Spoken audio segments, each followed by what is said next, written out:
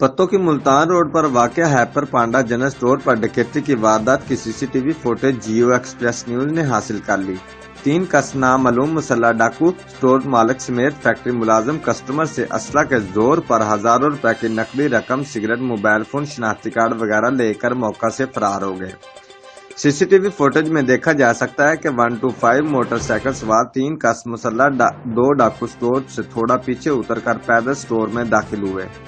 ڈاکوؤں نے سٹور میں آنے والے لوگوں اور سٹور میں موجود لوگوں کو تھپڑ بھی مارے اور ان سے اسلحہ کے زور پر ہزاروں روپے کی نقدی رقم وغیرہ چھین کر فرار ہو گئے، جبکہ تیسرا ڈاکو سٹور کے باہر نگرانی کرتا رہا۔